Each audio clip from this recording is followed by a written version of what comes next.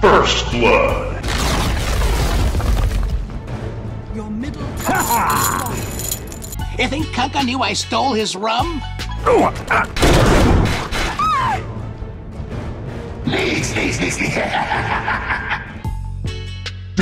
kill. Hey, watch my head. Hey, little buddy, it's in the bag. XBet, best odds for esport and live betting. Unique gaming lines for all esport disciplines including Dota and CSGO, casino and live dealers. Highest payouts, 100% bonus on your first deposit. Everything's better with Scepter. Oh, yeah. Radiant victory.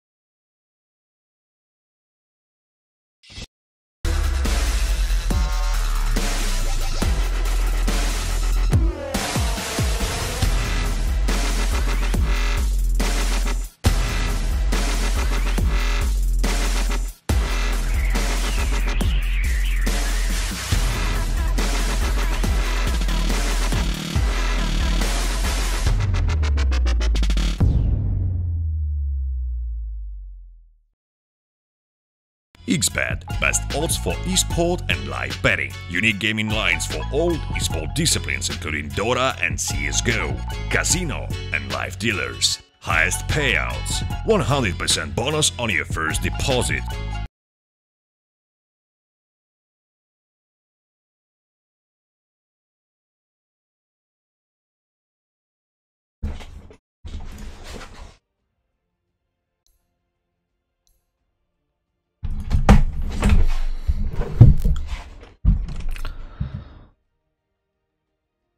XBet, best odds for esport and live betting. Unique gaming lines for all esport disciplines including Dota and CSGO, casino and live dealers. Highest payouts, 100% bonus on your first deposit.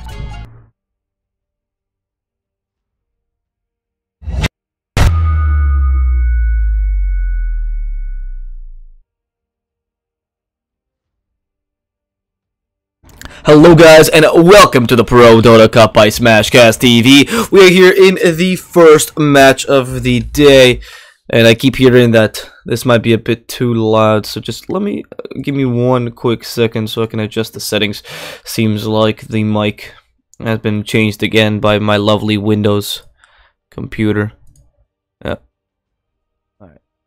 Now you should be able to hear me fine. Alright, hello guys. Welcome to the Prodota Cup by Smashcast TV. We are here in the new season for the SEA region. And we're here in season number 10 as we watch Regum, Qeon, and Team Evos fight out an Indonesian duel to start us off in this group stage of the new season of Prodota Cup. Of course, this tournament would not be possible with XBet, so a little bit of a quick shout out to them. Do check them out if you want to see the best matches with the most favorable odds, and of course the highest payouts, and betting on your favorite Prodota Cup teams. On top of that, you guys can use code BOUNTYX and get a €100 deposit for free on XBet. Now, looking at the draft themselves, Regum, Qeon, Puck, Jakiro, and Knights. Actually, sorry, before we do so, let me present myself. My name is D Swordfish. I will be your caster for today. Glad to be here. Nice to meet you all. So, let's look at the draft now. Night Stalker, Jakiro, Puck picked up for Regum, Qeon. Team Evos picks up the Earthshaker, Ancient Apparition, and Necrophos. We see very stable lanes on the side of Team Evos with a Necrophos and Ancient Apparition to start them out. They have just really good harassment, nice sustain. Now the Darkseer to even add to these stable lanes. Clearly Earthshaker position in a support position, which is fine considering how easy your lanes are. Your position 4 doesn't need to be someone that wins you the lane, which Earthshaker cannot do at all, but rather someone that can ensure you kills if well played, which does go well with the Ancient Apparition style anyway. So right now, Team Evos, honestly pretty stable lineup, easy to execute in the early game, will certainly get to the mid game without much trouble. Whereas Regum Qeon, a bit different. We have a lot of emphasis here on the team fight and on the ganking potential in the early game. Not so easy lanes, except maybe for the Jakiro, but certainly a lot of power once you hit that level 4. Or that minute 4, where Night Stalker's level 3, Jakiro's level 3, meaning you have 2 levels, 2 points in Dual Breath, 1 point in Liquid Fire, or if worst case scenario, 2 points of Ice Breath in Ice Path, but that's really uncommon. So let's assume Dual Breath and Liquid Fire build, and that means that you have a lot of damage output just with level 3. Night Stalker comes, ganks the mid lane, super easy for these two heroes. Once you get a bit of snowball going, both Juggernaut and Jakiro have pushing power with a healing ward and the Liquid Breath, so you will Liquid Fire, sorry.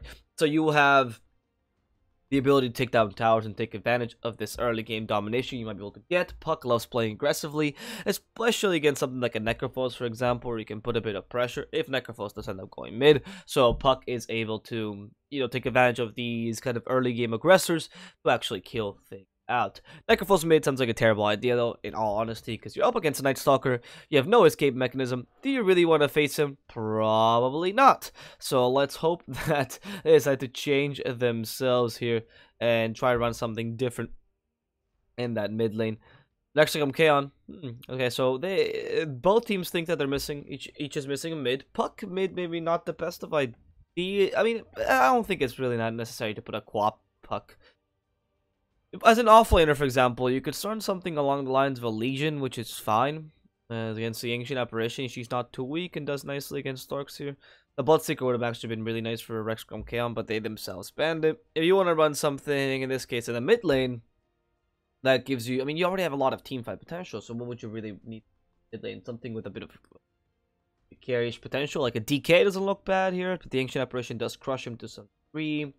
I mean, the Ancient Apparition is just really good against many heroes, right? You could run the OD, for example, as well. OD is actually quite good against Team Evos because they have pretty squishy heroes and can stop Necrophos Ghost Shards from being effective, but that hero is rarely picked nowadays. He's also really powerful in Night Stalker as a setter for any melee support.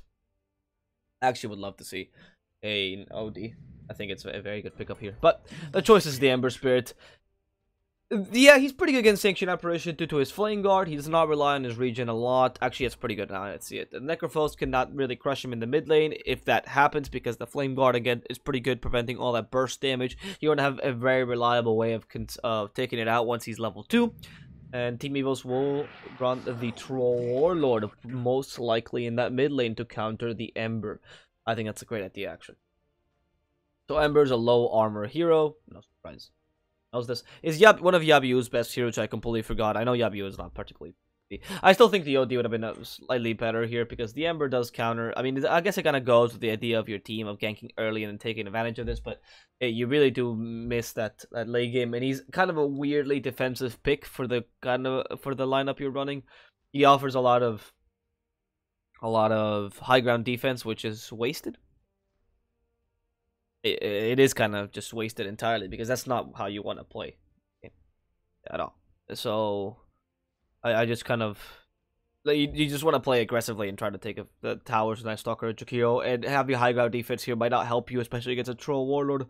But in this case, it does give you a bit more versatility in case you want to change your game plan halfway through. You're running a Puck in the offlane, which means a lesser Blink Dagger, or a later Blink Dagger, meaning that you can't play as aggressively as I would like in the beginning. That said, though, the Troll Warlord pick is fantastic. I mean, you go for the 5-way versus Puck, which, I mean, he's going to win the lane, obviously, the Necrophos against a Puck, because, well, he's going to win the lane. In the mid lane, he'd already be okay against a Puck. Puck can put a lot of aggression onto him, but as long as Night Stalker doesn't gank him, he's fine. But now with the Ancient Apparition and even the Earthshaker, Puck can't do anything against both of them, right? So he's just going to give up the lane, probably not get much last hits, let Necrophos pretty much free farm in the lane as much as he wants. And then we move on to the mid lane, where you have a Troll Warlord completely destroying the Ember Spirit. I would be surprised if Ember got any more than, 10 last hits by minute 4. Or, well, that's a bit excessive. Let's say more than 10 last hits by minute 2 or minute 3, I think it's actually kind of surprising, because oh god, I hate when Flame Guard is not particularly a good ability to stop Troll at all. He has an easy way to stop it with your Whirling Axe's double damage. The 75 allows you to just take the Flame Guard level 1 without much problem. And then Flame Guard level 2, you combine the Whirling Axe's range and the Whirling Axe's melee. And as long as you have level 2 Whirling Axe's, mind you, you're able to also take it out. So... happening. So this allows them to actually put a lot of pressure in the mid lane, in addition to the fact that he takes advantage of the low armor and Ember Spirit pretty well. Goes for a poor man's shield so he can actually take the creeps out and in. I'm very much in favor of Evos' draft to that last pick of Ember Spirit. Before, I thought RQ had a good amount of damage, but the low hero pool of RQ seems to be hurting them considerably. The logic going for the Juggernaut, Yabu for the Ember Spirit. Seems like you want to increase your hero pool a bit, and Evos is definitely much more into the meta. You have good team fight combinations, a great Ancient Apparition, easy lanes, simple execution, and a good mid game with a Troll Warlord Necrophos, where Troll is able to get all the resources necessary, and Necrophos can become a secondary carry, which is what he likes to do. However, Necrophos in the carry position, Troll in the mid lane, means that Necrophos does not necessarily need, or it will not necessarily be poor. He'll actually be able to get necessary items like, for example, a Blink Dagger or a Rod of Atos, etc. And that means that the Necrophos will be a bit more useful than the traditional, let's sacrifice our Necrophos because he might just be used kind of hero. Right, that said, looking a bit as well, because I think it's an interesting thing to consider because of a lot of bettors. I don't particularly want to, you know, say who to bet on and whatnot, but just the first 10 kills, I think it's an interesting way to look at it. You obviously have RQ with a bunch of advantage, like a huge advantage here with Night Stalker. I'd be hard-pressed to believe that Evos can take it. If the Evos gets the first 10 kills, it's because our RQ messed up, because they should not be dying. Except for the Ember, they don't have many possibilities of killing anyone. Ember with the Earthshaker, they can't really kill Night Stalker, obviously, unless he overextends. They definitely cannot kill a Juggernaut unless he overextends. Buck, same idea, and Jakiro is way too tanky to be killed in the early game, especially with the Liquid Fire. Stop your attack speed once you attack him. So, if RQ do lose those first 10 kills, it's probably because Evos let them. Evos made mistakes, right? Evos, on the other hand, has a pretty safe way of playing this. Once you get to the mid game, sorry. If wrong way around. If Evos gets the first 10 kills, it's because RQ let them. Whereas Evos, if they play actually a very safe game, they might still die just because of Night Stalker's potential in the mid game, and of course Juggernaut's killing potential early, and even Embers with that Searing Chains, and they can't punish the Necrophos pick, but they might force the Ancient Apparition and Earthshaker to stay with them, meaning they can go for the Troll Warlord freely, and even for the Darkseer, as they have a lot of stuns to actually deal with him. Well, not necessarily a lot, because you're not going to level up the Ice Path, I suppose. But you would have the Searing Chains if they decide to rotate, which is not that hard to say, as you're up against a Darkseer with a Juggernaut to help you out. And of course, that Crippling Fear can stop your surge before it comes out. So yeah, we'll see. I think it's an interesting thought exercise, even if I'm not a bettor myself. Because of just, it shows you pretty much what team has a better aggression, but also what's the conditions for a team to get kills, right? What makes a team better at getting kills or worse at getting kills, etc. So it's a nice little thing to explain. Look at Troll though. I mean, he's being harassed by 2 heroes already, and he's beating the Ember Spirit and last hits. Granted, he has lost a lot of, well, he's missed more last hits than the Ember has for now, but he's able to put a lot of pressure just with Fervor and the Whirling Axis. Now they go into the Flame Guard very intelligently because he knows he can't cancel it. So Yabu putting up damage whenever he can. Salve used. He doesn't want to cancel the Flame Guard. Knows it doesn't last long enough. So Facehugger will just continue to receive a bit of harassment. But this is a thing lane. Look at that. 4 last hits to the Ember Spirit. And now the Fissure misses entirely. That's unfortunate, but they can start denying some creeps. So now it's finally Facehugger's turn to get those last hits up and stop missing as many last hits. At first he started dominating just because he had to play a bit aggressively. Now he knows how to play in a much more defensive fashion. Try to just win the lane against Yabu, which is what you should be doing anyway. This is with the help of the Night Stalker, mind you. So the fact that Troll is even staying, even with both of them, Night Stalker being a high armor hero, is pretty impressive and shows the domination of the matchup. In this case, being in favor of the Troll. Now, in this top lane, Koala has been harassing the 5-0 considerably. With only 1 level of Death Pulse, you don't really have enough healing, and doesn't have Ghost Shroud yet to use with the Magic Stick. So for now, he decided to go for one level of Heartstoppers just for the sake of harassment, which I think is a great idea. Heartstoppers as early as you can, pile up the harassment, and just go with it. Nice. Very nice whirling axis, by the way. You know something people don't comment on enough in the mid lane, but I'm always surprised by it happening. Maybe because I'm not a mid lane player myself. And okay, Facehugger, that's nice. Denies the rune. Sheffer can't do anything against him. Actually, first hit bash, so just let him go. And something I love about mid laners is that sometimes I notice that they set up last hits for one of their skills. Like they hit like 2 creeps and they know exactly how the creeps are gonna hit. You know, they know how the creep aggro will move on, and then they prepare it so they can get like a nuke and clear 2 creeps at the same time or something like that. I don't know, it seems like a dumb thing, but it's something that really differentiates like a bad mid lane player from a good mid lane player when they understand creep aggro perfectly. However, that said, Facehugger is losing the mid lane against Yabu technically, right? The Yabu has gotten many more last hits. He's doing pretty well for this Ember. Now that Night Stalker has left and Ember has level 2, he's still not a threat, really, and I don't know why Facehugger's not putting a bit more pressure onto him. There's a lot of creeps pushing. He's not maintaining equilibrium too well in this lane, and he's not able to harass the Ember as much as he would like, which is something you want to do with Troll, right? If you maintain creep equilibrium properly, and he's missing a lot of last hits as well. If you maintain creep equilibrium properly, you can pretty much keep the creeps in the mid lane around this area. If they go into the towers because you wanted to push, but this is a ridiculous amount of creeps that went under the tower. Like, it's not what you want to do, right? You want to do a bit less, so they don't have them any chances, per se, to take last hits. And if they miss one, it's a pretty big deal. So, the way Facehugger is maintaining creep equilibrium is quite not that great, frankly. He's just kind of trying to harass best he can, and I think it's just more of a hectic team mid lane. He's even using the whirling axis to get last hits because he is kind of being pushed out by the Knights. Interesting. Anyway, the Earthshaker can't leave this lane either, which allows him... I mean, the one issue here is that RQ does not really benefit from this either. Nightstalker, I guess they're just waiting for minute 4 to really be effective. And they're going to start rotating afterwards. The heal, Surge, he's fine. Now it's minute 4. Now it's nighttime. First nighttime. Let's see what Nightstalker can do. This is the important time, right? Earthshaker has been rotating to the mid lane. He doesn't really mind rotating to the mid lane and putting a bit of pressure. He's okay with that. But now with Nightstalker, he's going to pretty much have to stay in the mid lane, or the troll is probably going to die, especially with the low amount of HP he has. Like, no tangos on him. I thought for a second he had his arcane boost. I was like, well, that's so quick. Okay, no tangos on him, so he can't help heal the troll. He is actually getting a salve from the shop. I'm interested because you do have an Iron Branch. Oh, okay, he's going for the magic stick, I was going to say. Alright, in the top lane, meanwhile, they try to harass Koala, but the same idea. You can't really trigger a cold feet against a puck. It's almost impossible. So, it's been 40 seconds. Nightstalker has done absolutely nothing. Finally got his boots, if I'm not mistaken.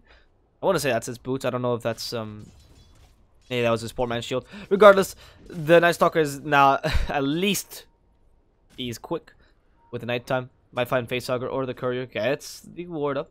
Facehugger is going to salve himself back up. And they can't really stop him from doing so. It's unfortunate. So now he's a very difficult target to kill, especially with the high armor he has. That extra 5 armor, no, 6 armor. Wow, that's ridiculous. That extra 6 armor from the Berserker's Rage makes it really hard for them to actually go onto him and kill him. Nightstalker depends a bit on his basic attack damage in the early game to actually get damage off. And right now you're not getting any of it because, well, that's a high armor on this dude. Now Void, they try to go onto Facehugger, mind you. Sheffer, and being blinded. Vlaiku just fighting against that ward. They know there was a ward there because they probably, maybe they saw Nightstalker go away around, or they just know this. Now Facehugger, careful. He's been hit, but he has the Fairy Fire plus the Magic Stick. In comes the Dual Breath, hits him entirely. Again, wants to eat the Fairy Fire to survive, and the Magic Stick still available. Might die to the Liquid Fire. In comes Sheffer, cannot get the Void off, because he does not have enough mana to actually use it, and a regen rune is perfect for Facehugger. Sees it, like, guys, I don't even need to use a shrine. Look at this beauty, this green beauty, stopping the aggression entirely, forcing a rotation with the Jakiro, allowing Avil a bit more space in this lane, and still not losing anything as a result. They're even able to use the shrine, so no aggression the aggression is not useful at all by the guys at RQ. That's been 2 minutes of nighttime. He completely evaded as the Phi Boy here tries to fight Koala, forcing the shrine out. Once he forces out, he knows he can just walk away, but that's a shrine forced out for, well, not really many skills or commitments, because this lane has been pretty much the same for the whole time, and they still have a good amount of mana. Whereas the other shrine was a bit smarter, as Darkseer does want to stay in this lane and make it so that Jakiro cannot rotate. Those are the two differences. when you force a the Darkseer. No. When the Darkseer is forced to shrine, that's an off-lane shrine, no big deal. Same as the puck, right? But Yabu, oh, there's a Searing Chains. Yabu cannot get killed here. The way that Evos is running their lanes, Ancient Apparition will not rotate regardless, whereas the Jakiro and the Night Stalker might, or will, probably. So if you leave the Juggernaut alone with this Darkseer, you actually create a pretty big disparity. So Darkseer does benefit from being up high in HP, whereas the Puck does not as much, because he can't put that much pressure into the Necrophos and Ancient Apparition. Even if you do force a rotation by the Ancient Apparition, Necrophos can deal with your Puck fine, even if he's not full HP. So the pressure Koala can put out is not that big, and you can see a difference in Lances already. It's just... Darkseer's just naturally able to get more, right, out of the lane. So that's just expected. That's what I said about the safe lanes. Anyway, they go up to the top lane. Oh, Puck, please jaunt. They're like, please jaunt. He did not mess up. They have a Reaper Scythe, though. A bit difficult for Koala to get out of it in this situation. They're already aiming for him. They don't see Vlaiku, though. They do see Ancient Apparition. So they know they're aiming for a kill. It's very obvious these movements means there's an Earthshaker somewhere. They even ping him. Yep, they saw him now. Koala will find Vlaiku. Can't use Enchant Totem because the Waning Rift would stop it. Lesser cast point, right? That's why he didn't even try to commit it. A Logic, though, does need to use a Shrine, but that Shrine has already been used by Yabu, meaning a Logic now. It's like, well, I have to clarity up, wait for my Magic Stick to get some charges. Darkseer can become a real threat now because he already has Soul Ring, so he can spam that Iron Shell as much as he wants. And of course, one Blade Fury will only save you from a bit of damage. He doesn't see him. Alright, well, that's unfortunate, as he can Healing Ward himself back up.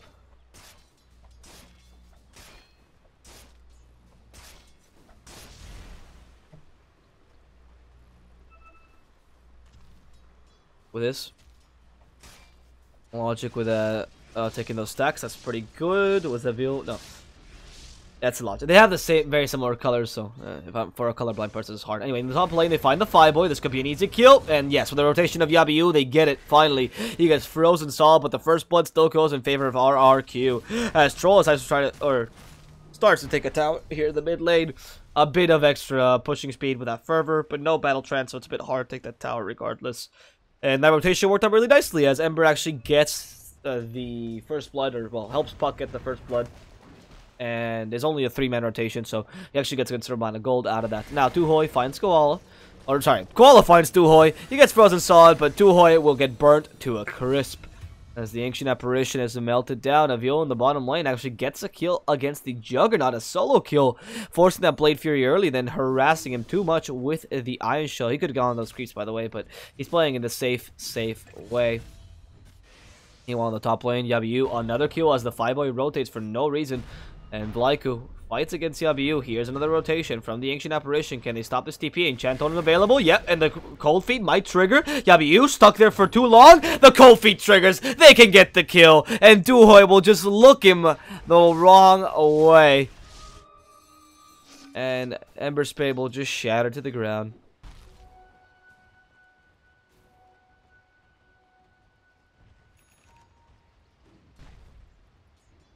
Anyway, with that, we see Evos and RRQ pretty much head-to-head, with a slight advantage now for RRQ in terms of kills, but honestly, in terms of net worth, it's Evos who is leading. And that's good, because the Throw Warlord is expecting to lead anyway. He's beating the Ember Spirit as expected by a lot, and that means that the mid-game is going to be a tower-pushing game for these guys at Evos, as they're able to get constant team fights, take advantage of the Darkseer, who comes online a bit sooner than the Puck, especially a Puck who had a pretty bad lane, and just crush the enemy team with the Darkseer plus Earthshaker combo. In fact, what's interesting is that the Puck is not too far off from the Earthshaker. If he goes for the Veil of Discord, which I don't know if he will, he did go for the double null, but I don't know if he's going to go for the Veil of Discord. Vlaiku might be able to get his Blink Dagger around the same time. Anyway, he's been silenced. Dream coiled up. They really want to kill this Earthshaker. Has no Enchant Totem or, well, anything. Really. Has no Echo Slam either, so he couldn't really do much there. Meanwhile, the Darkseer is fighting against a Juggernaut here in the bottom lane. And the Omni Slash is available. Avil might be able to cut down his little pieces. Look how he's using his Illusion just to prevent one of the hits from the Omni Slash. Now he heals back up together with the Illusion, and Logic falling a bit too far. Might get punished for this. Nope, there's no rotations. As in the mid lane, they're actually going on to this Night Stalker. They stun him out once, twice, 3 times. Yet, that's the third bash that marks the death of the Night Stalker. As an the Echo Slam comes in and stops Logic right in his tracks. Facehugger will die against a Logic, but they need to get this counter kill. And Logic is slicing this Ancient Apparition up, and the Cold Feet will trigger and kill him. But they do get that kill on Ancient Apparition as a result. Yabiu now trying to kill Vlaiku as well, but unable to follow this through as he doesn't have any more mana and does not want to play aggressively. That's the carry for support both teams, so ends up being pretty beneficial for RRQ, I would guess, because you do want to stop the Troll Warlord from being effective. And the Juggernaut got the kills before he himself died, so he did get the experience. I think in the end that ends up being pretty beneficial for the guys at RRQ. And the lead starts 6-4, 1k lead for the Indonesian team. Surprise, no, for RRQ here. They're both Indonesian, that's a joke by the way. Anyway, they're going to start going for the tower now as Facehugger starts to push a bit in this mid lane. Oh, careful, the Jakiro is going to be frozen solid. Actually, no need for it. The Yabiu just comes in, finds Facehugger, tries to harass him a bit, see if they can get the counter kill. The Cold Feet though, a bit dangerous. Enchant Totem even hits, and now the Ice Blast as well. He's been frozen solid together with the Shatter. Takes the healing ward off. Not like it mattered to save Yabiu while he's still Ice Blasted up, but hey, it's still a good idea. And from behind, you see Darkseer that comes way too soon, and for no reason. I didn't even know what he was doing there, honestly. He came by, had a vacuum, I suppose, vacuum wall replica, but there was no Echo Slam available or any sort of, follow-up anyway. He didn't use it, by the way, but that's beyond the point. He comes in, surges from behind, and of course gets killed by 4. It's just, what do you expect? What do you expect, really? Anyway, they're gonna start going for this tower in the mid lane. A Logic face boots himself up, goes up to Tuhoi. Oh, there's the Fissure, stopping his movement, and Logic is actually stuck. Fantastic Fissure, but a Night Stalker will find Tuhoi anyway.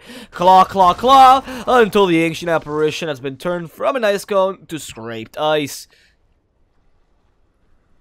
And now, Jeffrey rotates to the top lane. He has the help of Yabiu. And they're going to try to find a couple kills here. Maybe one against the Fireboy, maybe one against Facehugger. Seems like they don't want to continue this too far. Like I said, RRQ, seems like the first 10 kills is going to be theirs for now. Unless you could try to force a team fight, right? Try to take advantage of this Darkseer. You're giving a lot of space to the Puck, who went for a Veil of Discord. You should punish that by not fighting too often early on and just trying to farm, but we'll see. Now, Jakiro, careful, Cold Feet. Is he gonna trigger? No. But the Echo Slam will be used with 3 per side. 2 ultimates for the Jakiro. Now they're defenseless as the Puck joins in. And he jaunts right to the orb next to the Darkseer. There they go. Dream Cold just for the Earthshaker. The Ice Blast will hit this Night Stalker. And Sheffer will go down. And Jabiu comes in. Searing Chains roots someone up. But the Fireboy can last all this damage down. There's the Ember Spirits. But the Fireboy will go Shroud just in time. He now surges up. Takes away the Flame Guard. Yabiu being hurt pretty hard. But the Puck actually uses the Illusory Orb as a deterrent. So they can't follow through with this aggression.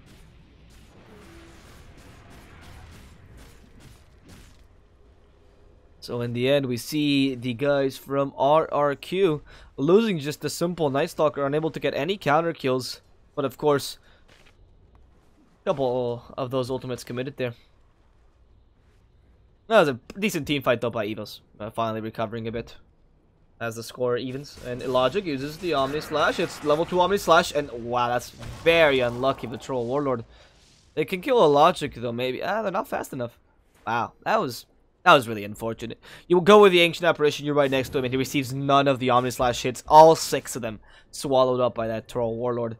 Seems like you were just really, really unlucky. It's one of those things where the Dota's not mainly luck, but there's those small things where you go, God, why? God, why? Anyway, the Spirits onto Darkseer. He's been silenced. He wants to walk away. Still has a surge, but he's been rooted up.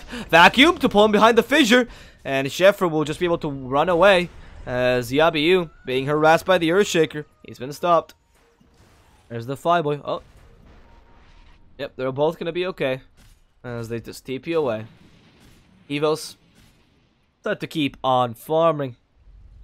And a Macropyre in the top lane that does absolutely nothing. But I guess just push this lane out and give some more farm to the Fireboy.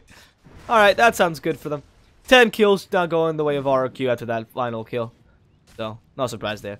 Yabiu, considering their draft, mind you. Went for a Mask Commander's build, interestingly enough. It is... It's not uncommon on Troll. I think it's just a lot of variations on Troll's builds, but I like the Mask of Madness for objective taken. I think if you're not winning by too much, Mask of Madness is a very cheap but high source of damage. So, I like the idea. They don't have much physical damage except for the Juggernaut to begin with, so the minus armor is not as effective or not as good. Not as strong, I suppose, not as a big deterrent on the Troll Warlord, which is good, even though he does have the Berserker's range anyway. Sometimes you want to use the Mask of Madness as a range form and not be concerned too much about the fact that you're missing armor. In this case, you can. So, that's perfectly fine.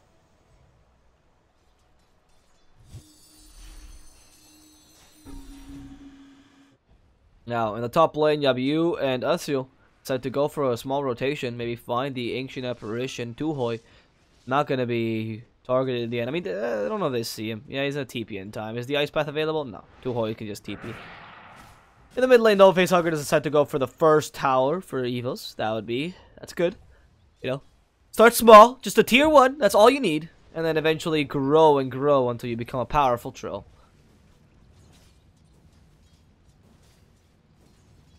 Okay, nobody here. No problem.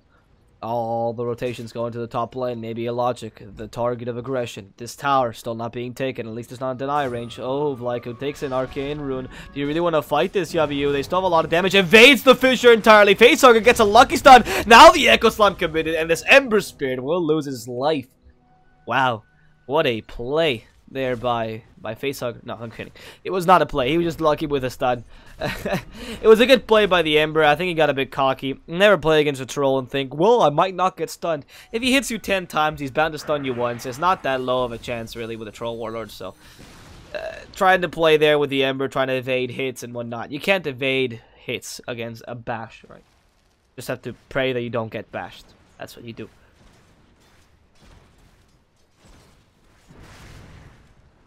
Especially because let's not forget that the Troll Bash, like any other bash in the game, does not work with pseudo or RNG, so you can't even calculate that in a more precise manner. It just happens at one point, right? It's just a pure chance thing.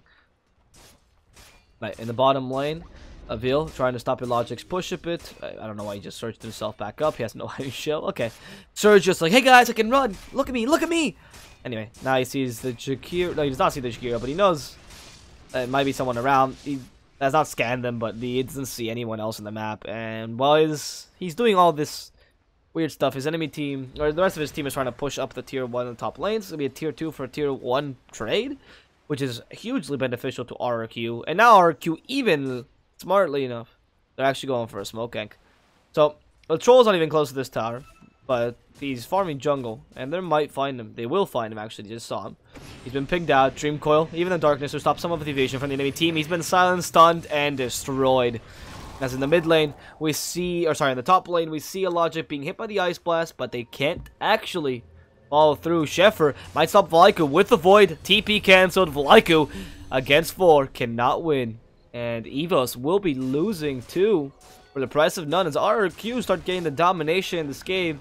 I did like Evos' draft slightly better. I did not think the Ember Spirit would work, but Yabiyu is a magnificent Ember Spirit, and nobody can take that away from him.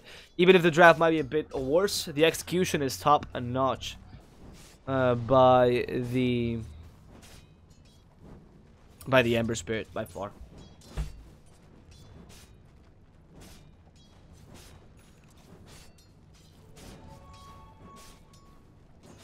Now, with this, Yabiyu. Oh, what is he doing? What are you? Okay, I thought for a second that Troll was going to join. Alright. Yeah, he saw Troll and was like, nope, I'm not fighting next to him. Facehugger is still a pretty powerful hero, especially with the build he went for. It does allow him to be powerful and have many items. However, Juggernaut is very close to getting Diffusal Blade now, together with Monta which you already grabbed. That's going to be a huge burst of agility for this Juggernaut, in addition to having the Mana Burn, which is very effective. And the way to dispel the Ghost Shroud means the Fireboy is going to be just pretty much bait for the enemy team. Jakiro, gonna be rooted to the ground. Ice Path, gaining some time. Macropar as well, zoning out. The rest of his team still wants to fight this. Dream Coil available, and it finds two with the Dream Coil. Meanwhile, in the backlines, we see a Mask of Madness being used together with the Troll Ultimate. No, sorry, just the Battle Trance being used. As Tuhoi goes down, Ice Path will not find anyone. The Vacuum actually stops the aggression, but the Armor Slash hits anyway. Darkseer's dead. The Fireboy, next target of aggression. Reaper Scythe will come out, destroy the Ember Spirit, but he's been silenced. No more spells, no more healing. Meaning a Logic can guarantee this kill. And now they want to go for more. They want to go for a tier 4, as Evos does not know what they not know what to do, because all of their teammates are dead on the floor.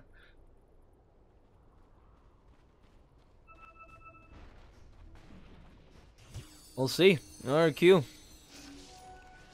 Pressure against this tower in the mid lane. No, they just decide to walk away.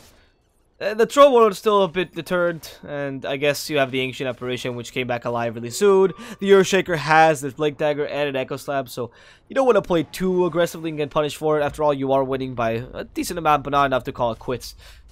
And it's really only the Juggernaut that has more farm than anyone else. You're waiting for a Diffusal Blade to begin with, because you really need that Diffusal Blade to do the insane amount of damage that you expect with a Juggernaut. I mean, look at his agility now, though. He has over 100 agility. He has 115 agility, if I'm not mistaken. Yeah, 113 agility, sorry, with that Diffusal Blade. It's fantastic. It's a huge agility stick, even after the nerf. So after the nerf, it became... it's okay. Like, it's not as good at giving you stats as it used to be. It used to be, like, the 3rd strongest in the game. Actually, we'll talk about this in a second. Ember Spirit, stunned up. Okay, he's dead. It used to be like one of the best stat sticks in the game. Now it's equal to a Butterfly when you upgrade it, which is still less than E-Blade, right? And that means that you become equal to Butterfly in terms of agility, but less damage and whatnot. So it's a good stat stick, but not that good anymore. And the 20 agility is okay, but it's just better. It's 1 agility better than the upgraded Hurricane Pike. Than the Hurricane Pike, yeah. So, it's okay. Again. But the Mana Burn does translate really well with the Manta style build Juggernaut tends to go for. And of course, the Juggernaut with his low BAT means he hits pretty fast. Usually he doesn't have a better attack speed, so he does benefit a lot from those kind of Mana Burn or feedback mechanics, rather. We call it feedback, by the way, because that's what it was called in Dota 1. I don't know, I'm very used to calling it that, regardless of what it actually is in Dota 2.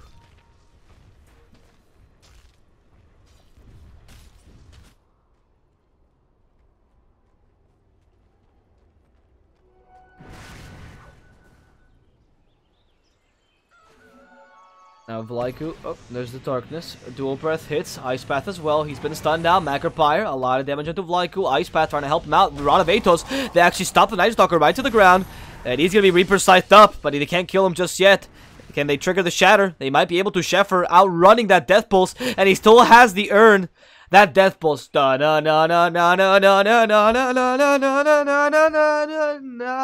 Okay. It's lost in the fog. Finally hits Sheffer. No big deal. Ended up being pretty okay for the Night Stalker. He was able to outrun it. That's why you need high movement speed, huh? Counters Necrophos.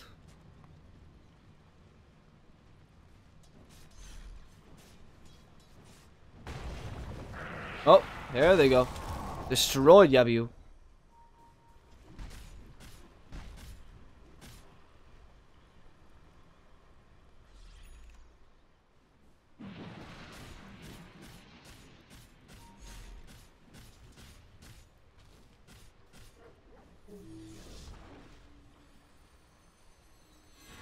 Now, Tuhoy stuck down. Dream Cold triggers to finish him off. As RRQ.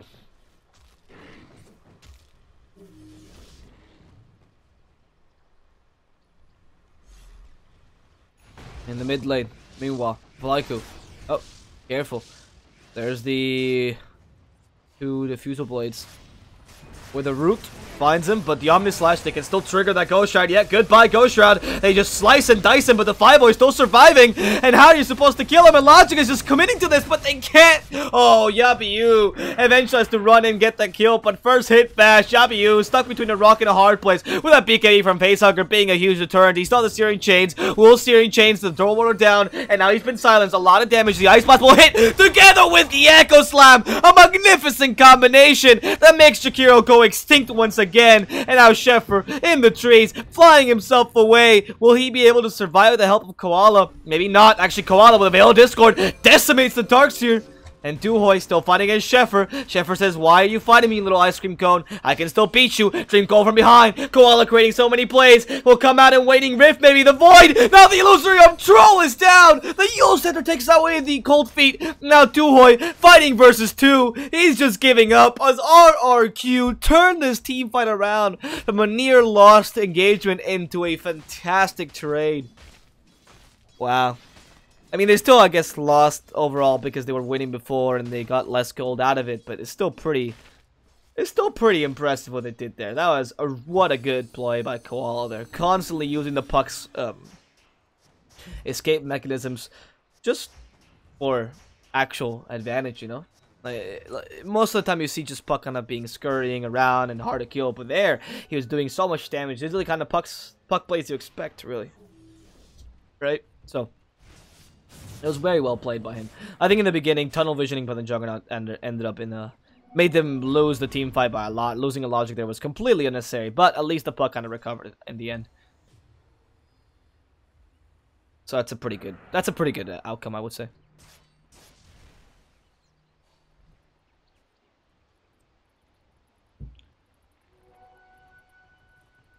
Okay, phase boots from Facehugger. With Lyco also joining in. The Blink Dagger available to him. And they go. Stunned out. Oh no. Poor little Amber. Stunned for too long. Oh! That last later fist stops the second bash. Facehugger was not lucky enough. He even activated Mask of Mass, tried to kill him sooner. Just did not get it. Meanwhile, Logic has to outrun that cold feet. Wants to find a Vil. Not the target. As the Ancient Apparitions will be forced to oh no, 20 seconds till that TP. Will they find him? Probably not, frankly. I think he should be perfectly fine. Yeah. What are the chances of you finding an Ancient Apparition in the trees? Now, what are the chances of you been thinking that an Ancient Apparition came down and oh, they saw him? Uhoi's like, okay, oh no! No, please! Yeah, goodbye. You can even tell the moment that he knew he fucked up when he saw the Juggernaut of the puck and he just... Tuhoi, it's a bit of a suicidal Ancient Apparition. I'm not the biggest fan of his...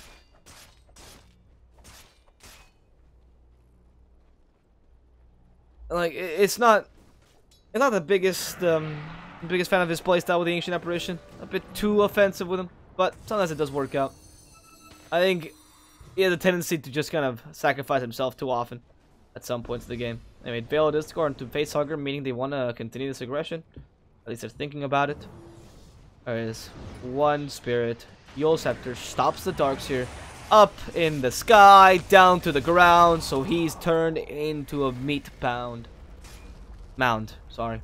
But the Fireboy now slowed down. He still has the Ghost Shred, but they can stop it. He's been silenced. Ice Path actually triggers onto him. Fantastic. The Searing Chain's available. They stop him entirely. And in comes the Juggernaut with the damage. That Blink Dagger working wonders so he can catch up to the Fireboy. Meanwhile, Tuhoi. Really, what wins? Fire or ice? Almost always fire. And he's going to discover this as he goes down as well.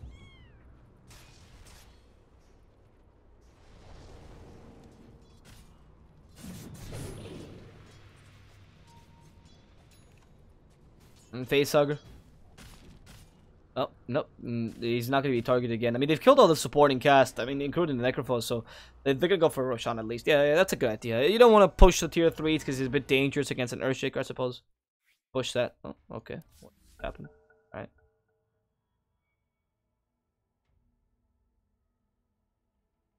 That was odd. That was very, very, very clear disconnection. Very odd. Oh well.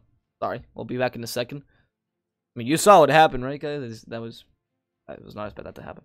Okay.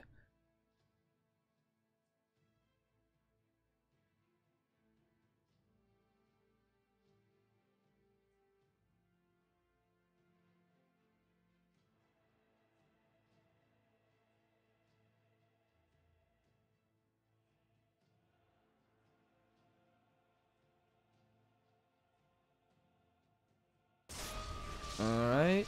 Okay. Dream coiled up. Necrophos silenced. I don't know what was happening here, but they're going to continue the aggression. Yabius, roots 2 down. Garden Graves takes one of the roots away. But they want to continue this fight as they find Sheffer in the trees. He still has the Aghanim, superior vision. Very hard to fight against that, really. Nobody dies here for RQ. And look at who died for Evos. Tuhoi. Who is surprised about this? Nobody.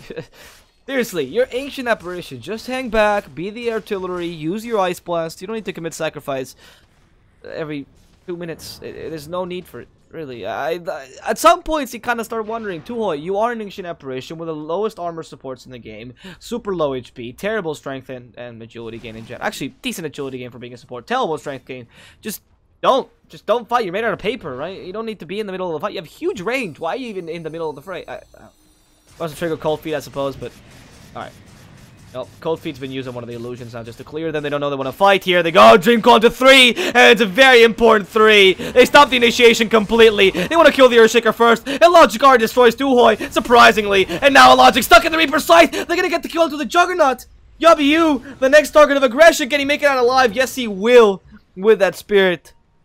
They want to continue fighting this. The Darkseer is found by the Void. Seal gets the Ice Bath. And in comes the puck from behind, and Seal with a Glimmer Cape might able to save himself. The dust comes right at the moment of Aseel's death. As Facehugger, these Yule set their back up so they can't follow up. That's going to be 2 for 2, but Juggernaut dying. Huge turn there. You do have a Radiance now on Yabiyu. That's going to amplify his damage considerably. That Roshan still has not fallen. I forgot. I knew they was going for Roshan earlier, but I stopped commenting on it, and yeah.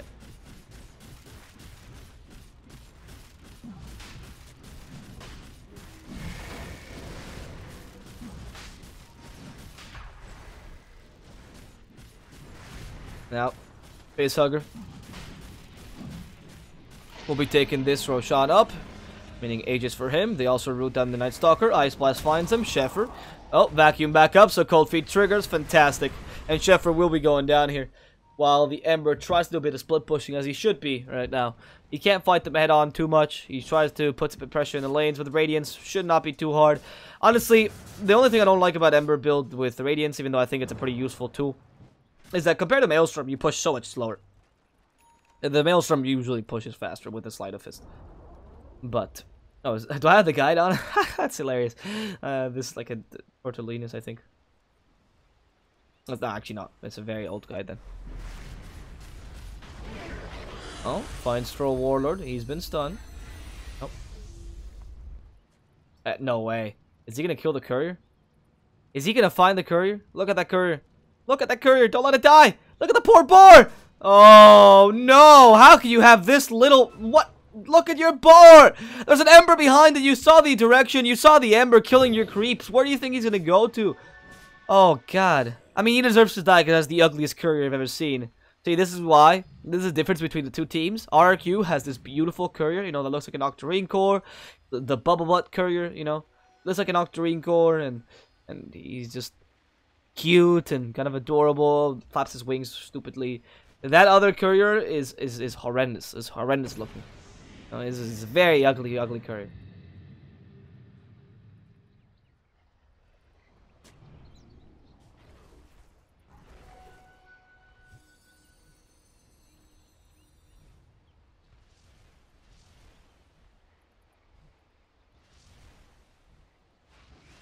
Now, Ember himself keeps doing the split pushing tactic. Again, I really would like to go, if he wants to do this a lot, then I really think the Maelstrom is a bit better, but, or a cheaper option than the Shivas. This is more of a burst magical damage build to some degree, and it's okay.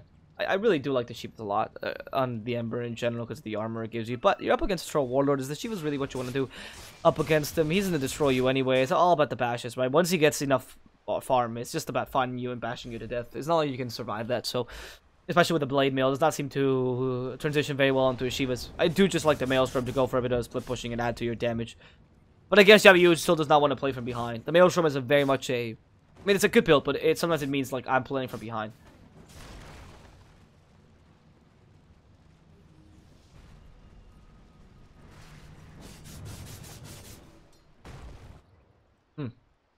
Walking away. Look at that, just making sure he never gets caught by anyone. Because, of course, you are fighting against the possible Reaper Scythe who could stop you. The Lincolns would also not be a bad idea, frankly. Stop the Cold Feet and the Reaper Scythe. Two of the most important spells here to stop this troll, or this Ember, sorry. Together with Rod of Atos, actually. Rod of Atos is also another thing that can stop him. So, all three can stop Lincolns. They don't have any... I mean, the only stuns that can stop him besides that are obviously Echo Slam and Fissure, but... Oh, God. Tuhoi. Was he warding? At this point, I don't know. What? Dude! You can't be that far away without someone to help you. I guess he's just... No, he wasn't warding. There was no wards. I mean, he had sentries.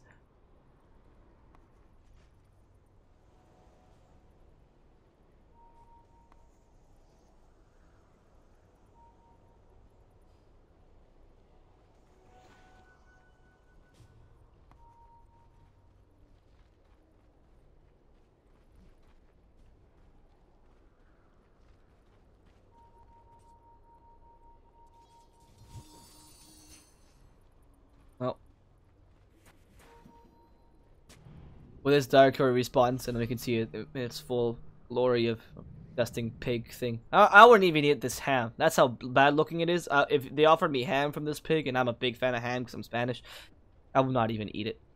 Where could you get the ham from? I don't think it even has good ham. No. Ham comes from like over here, this area, right? So it's a very small area. I don't think the foot looks that nice. This one has way too much muscle, so for some reason. So I wouldn't cut that leg either if you want to make ham out of the other leg, which is odd. I suppose you could make some nice bacon. Or stomach. Anyway. Learn.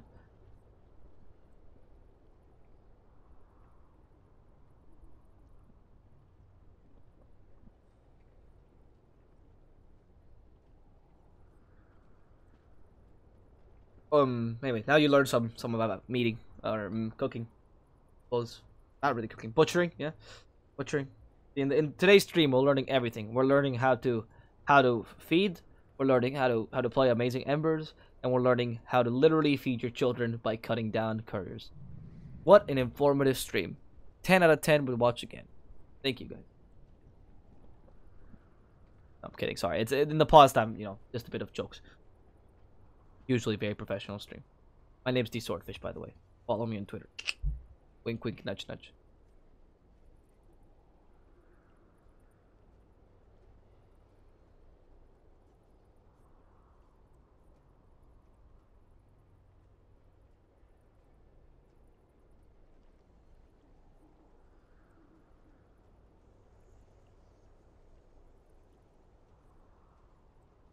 Voidstone Ultimate Orb. We're seeing a Scythe of Ice? I think so. A little bit far away from it, but... And he's not even at the 420 gold per minute. This puck is... Okay, I think he's a really big investment here so early without the extra thing. But it's pretty good against the Troll Warlord. Just start with the BKB. Once you see the BKB, you either have two options as puck. One of them being the Aghanims, the other one being a Scythe of Ice. So if you can't really get the Aghanims, or you don't think the Aghanims is a good idea,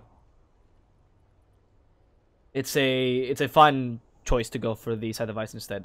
In fact, the Scythe of Ice might even be better than the Aghanims most of the time. You don't have any ways of pushing him out or anything, so it's not like the... And he can still change into ranged. When it's a ranged melee hero, it's one of the few ones that's still ranged in melee, so if you can turn it to rage or melee as Troll Warlord, then... Yeah, you simply can't. You just simply can't really stick him in the Dream Coil and hope he won't heal damage. So Scythe of Ice is a much more effective way of doing so. You know, I would like to see on the Juggernaut rather than this Lincolns that he's building, actually. I mean, Lincolns is fine, because I've already talked about how useful Lincolns would be on the Ember. But I would rather see Lincolns on the Ember and Juggernaut going for an Blade. Which seems like a very, very good way of countering, or stopping the Troll, rather. As you bash him, bash him, bash him, bash him.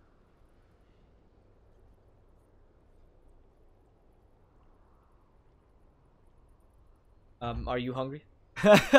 You keep watching that boar. I am hungry. I am very hungry. I'm not gonna lie. This is my breakfast time. I don't know what time it is there, but for me it's... Sorry, Debbie the Slayer.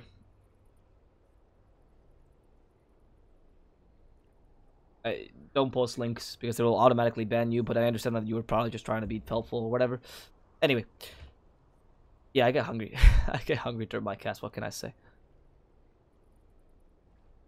Especially when you see, like... Damn. I'm on admin this time, so I'm not supposed to ask what the reason for the pause is or whatever. These guys know each other, though. They're from the same city, actually. Both from Greater Jakarta. Or, no, sorry, both from Jakarta. Greater Jakarta is not technically this... They're both Jakarta, but Greater Jakarta technically means the outskirts of the city. Whereas these both teams are both from Jakarta, technically. Or they're based in Jakarta. I don't know if they're both from Jakarta. The Phi Boy himself, actually, used to play in RRQ, so... I was just joking, Old Perfect. I don't really care, but cheers, man. Thanks for the follow. Where's Joe? Or Denny Wang? As Joe never casts SCA, you're gonna have to wait for him till EU, right? You know, like that's how it goes. I am sorry to disappoint you, because yeah, I don't know what to tell you, man. He's never casted SCA before, so that's it.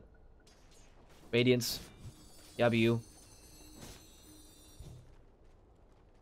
And, oh, he's had to go away from the Shivas and into the Octarine core.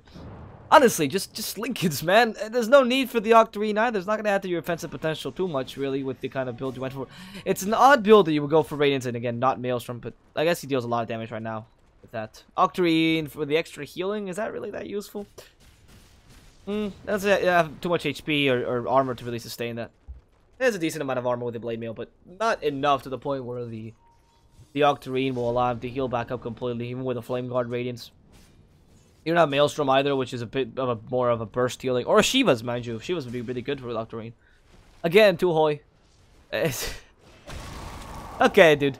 What was his purpose here? He warded. Okay, he warded this. This life is worth the ward at this point. I mean, it's kind of sacrificial support. You would think he's creating space, but he really isn't, because they're just he's just in the way. Like, they're gonna go and push the top lane, like, oh, by the way, I just saw this Ancient Apparition, should we kill him? It's getting to that point where he's gonna be dead for longer than the Ice Blast has a cooldown. Meaning, and now you're gonna lose a lot of valuable seconds that you could just be Ice Blasting, which might have the same effectivity. And for what? For a ward? Is that ward? I mean, is this ward really worth your life, man? I don't think, this ward is not even that good to begin with. I don't see what you're trying to see with that ward at this point in the game. You know, a bit of rotations, I suppose, but it's not that great of a rotational ward because they don't need to go through here. If they go through here, you see them, but if they go through here, you don't see them at all. Whereas if you move the ward, for example, right over here, or actually right over here, you'd see the same amount of rotations if they went through the lane, right? Hell, if you, yeah. It's not like they're ever going to do like that.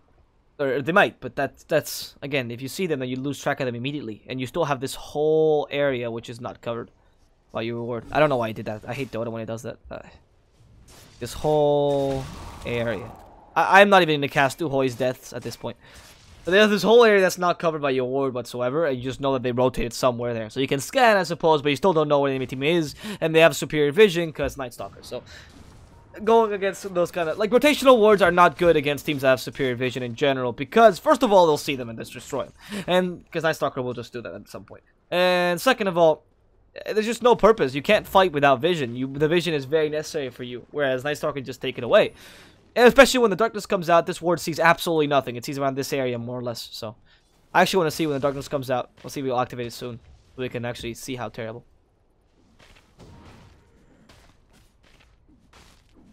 Anyway, I wasn't mad. I was just clarifying. Sorry, sometimes I come off as maybe a bit aggressive. It's not my intention. I'm not actually bothered by it. Cheers, though. Thanks for the compliment. But yeah, Joe will be here for EU though. I really thought you just wanted to see him. Oh, hexed up. They go for the Jakiro. Look at him go. Fissured up, and they want to turn this pig into ham. Glimmer caped, and surprise! Invisibility, invulnerability. Echo's not even committed here. He's the middle of the wall replica, creating too many illusions, and he's gonna end up going down. The Ice Blast will hit Yabiyu here, finally useful. The Void stops Flyku, and they stop the Echo Slam from happening again, as the hexed up Darkseer can be destroyed here. Reveal, very low on HP. 2 more attacks will do the trick, but the root does not hit Yabiyu. He evades it with a sleight of fist. However, the Darkseer does go down. Yabiyu still with the great escape, able to outrun Facehugger, who has no more spells. And Logic now finally joins the fray. Omnislash available. The Fireboy has the ghost shot, not with the silence from the Waning Rift. Fantastic, as Tuhoi just at this point he's just a sacrificial lamb, destroyed right in the trees. That was a really good, well-timed Waning Rift. Notice how he waited just a second extra, because he wanted to use the Ghost Shard plus the Magic Stick immediately, and the Logic actually did use a Diffusal Blade because he didn't expect the puck to be so good at it. But he waited just a microsecond extra, and then went for the Waning Rift. It was fantastic. Okay, now we see a hexed up Earthshaker. He has no Echo Slam anyway. We're gonna follow through. Waning Rift, silence for too long. No Fissure now. Rooted up Trollwater, by the way, taking way too much damage here. That's half his HP. And Koala has a Dream Call, which he still hasn't committed here. Okay, now I want to see how much. How is this? This is the worst ward I've ever seen. It doesn't see anything with darkness. When you have the Night Stalker in the enemy team, you do have to put wards that are a bit odd, I suppose, because he's going to deward them. But you also have to put wards that have some vision while darkness comes out. And now this does nothing. It does not give you security. It does not see rotations. It does not give you vision over an area you might fight again, or you might fight in. It's just useless.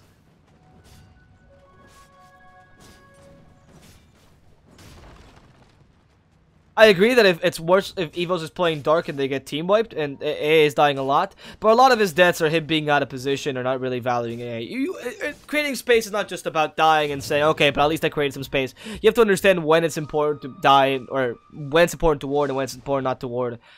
When going for a smoke gank, for example, or something like that, when you're thinking about it, you can put wards down. You can't put a ward down in the middle of nighttime and expect not to die and then go like, well, at least I created space. That's not a good play, you know. Not much criticism because he's not a bad player. Tuhoi is fine. It's just with his Ancient Apparition, he plays a bit too aggressively. And sometimes he wards during the nighttime, for example, where he's just going to be dewarded. He does not even take advantage of the daytime, which you get regardless of darkness. He doesn't ward defensively, for example, which he could very much be doing just to get some recovery for his team. He doesn't ward around the right areas, etc., etc. And again, found out. And killed. Like, there he was just farming the lane. You know? That's what I mean. Like, I don't catch him immediately to... I'm not going to follow AA all the time to see what he's doing and why he's dying. But there he was just... He was honestly just farming the lane. And you show yourself as Ancient Apparition to farm the lane. And I know it's because you don't care about dying anymore. You're kind of giving up on your whole thing. But what's the purpose of that, really? But... taking away your Ice Blast. Now you don't have Ice Blast for 20 seconds. Sure, enemy team can't really play around or in favor of you, really, because of how useless you are and how quickly you come back into the game. But, not him as a player, but him as a hero right now. With level 13 Ancient Apparition is not that useful. But the Ice Blast is still a pretty powerful technique in general. I mean, he went for Midas, and that's all he got, because he could not actually save up for anything else, because he's dying too often. Look at how many deaths he has. 16. 16, dude. He's going for the Malk award, except he's not going to win this game.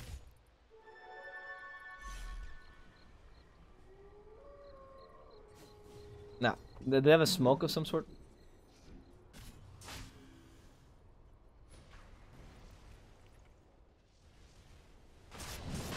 Nope.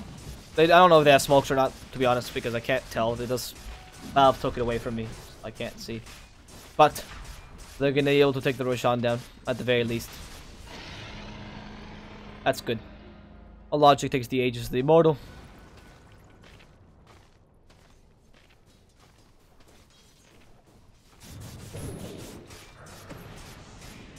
And who took the cheese actually there? Oh, a seal died. Oh, look at that.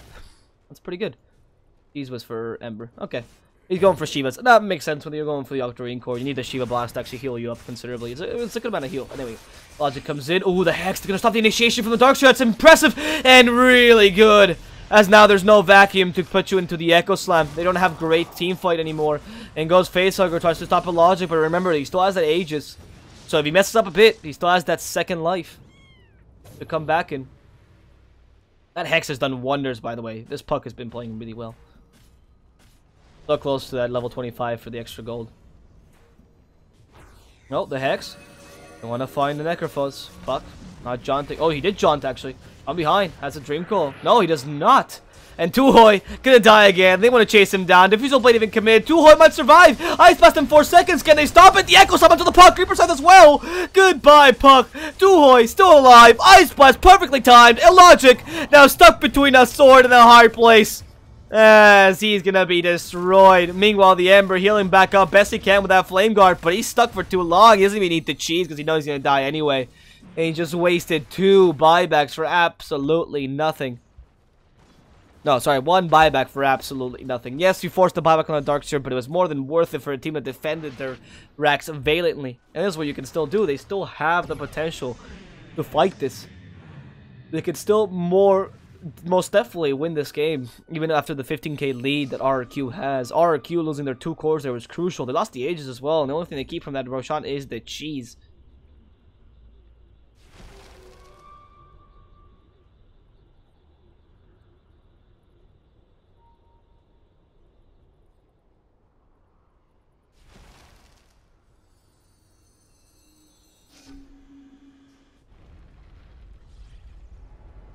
Now a Dust that sees absolutely no one. Now, Facehugger. Oh. Look at that tower. Go down. Dual Breath.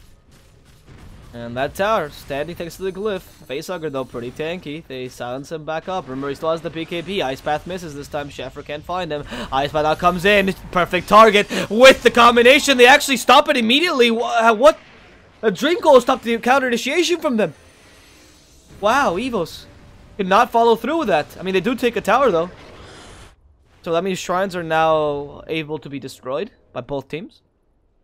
However, these guys seem to have a much easier shrine taking time. Juggernaut and Ember are going to be coming back very soon. They don't want to force this because, yeah, Juggernaut just came back.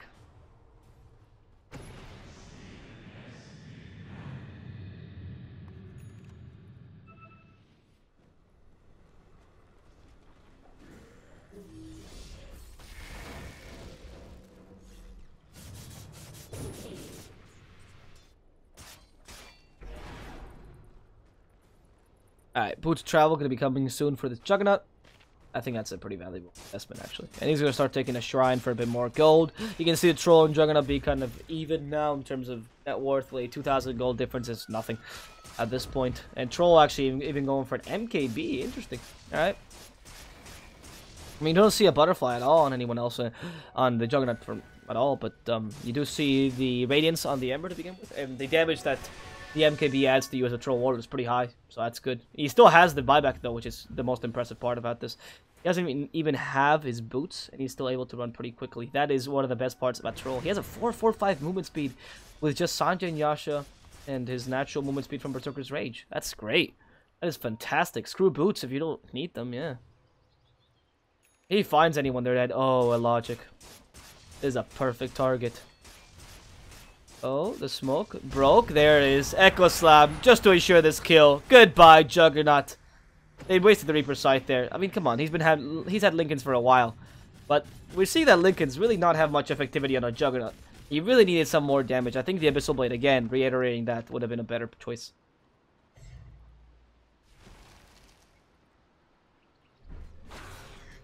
And now Ember Spirit, he's been hexed up. Facehugger joins in, and can he get a stun? The Fissure stops him, another stun! No! Facehugger! It seemed like it triggered, but it did not. The root, though, stops Night Stalker in his tracks. Sheffer, where are you going? You'll Scepter up, and he's gonna fall to his death as the Ice Path tries to save him, but only gives him a couple seconds of life. A Seal, though, might not be so lucky. I say so lucky because he died quickly. Oh, the Courier. Kill the Bubble Walk Courier. Yeah! Long live the boar. Long live the ham. As Facehugger comes in and wants to turn this dragon extinct again. With the Hex. They turn him into a pig. He's confused about his, animal, gender, whatever it is. And he ends up going down because of that confusion. What do you call species? Species. Yeah, that's it. Why animal gender? Jesus Christ. Anyway. Facehugger in that mid lane is going to start the push up. After all, Jug's dead. The Night Stalker and Jakiro are dead as well. You forcing some buybacks is more than enough right now. But you taking a Rax in the process, why not? Like, this is the bad thing. Juggernaut doesn't want to buy back, so Jakiro forced to buy back. Night Stalker doesn't want to buy back either. And Juggernaut finally came back, but the Rax have already been taken. And you just forced to buy back on Jakiro for absolutely nothing. Out of pressure.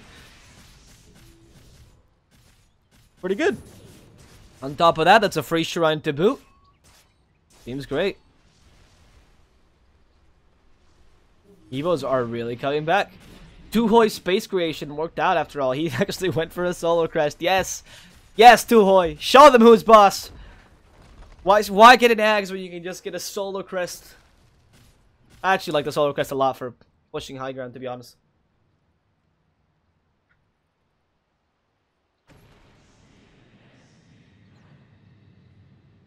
I think it's a pretty good item to push high ground in addition to add some damage to the troll.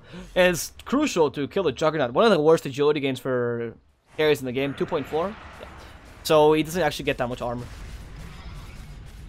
I mean, troll has too much more, 2.5. But he does get the bonus armor from the Berserker's Rage, which kind of makes up for it.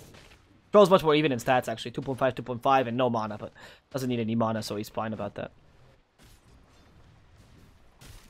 I mean, especially with the Scotty, it just gives him so much stats. It's lovely. I mean, the troll is actually a very hard kill. Logic is thinking about going onto him, but he's wondering, the troll is here so confidently farming. There must be someone behind him, right? There must be. Turns out there isn't. Troll is playing next level games. As we see a Yule Scepter that finds Yabiu, sticks him to the ground. It is such a long game, I realize. First game of the season into a long game, which might end up in a comeback in the weirdest way possible by Evos.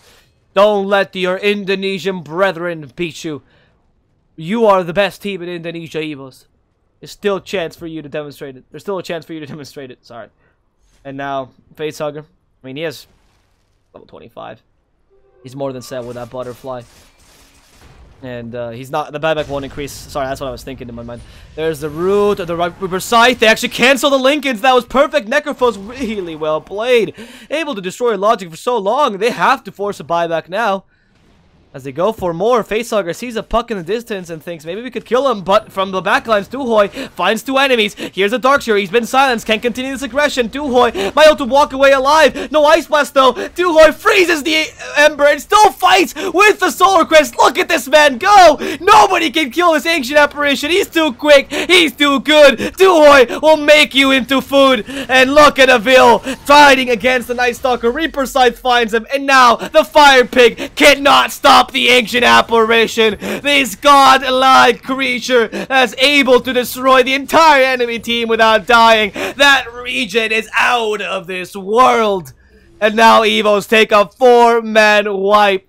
All thanks to this man. I mean, he didn't do much, but I'm just surprised that he lasted that long.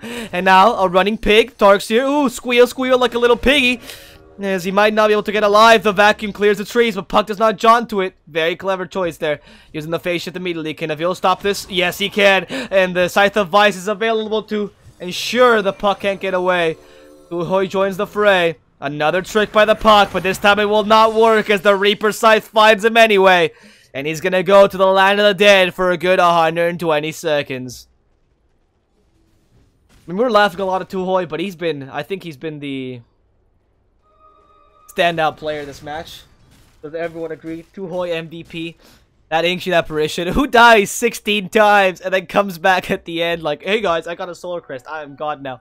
Anyway, he is gonna get the Malk Award. 4. Terrible score, still wins the game. Fantastic. As he goes into this top lane.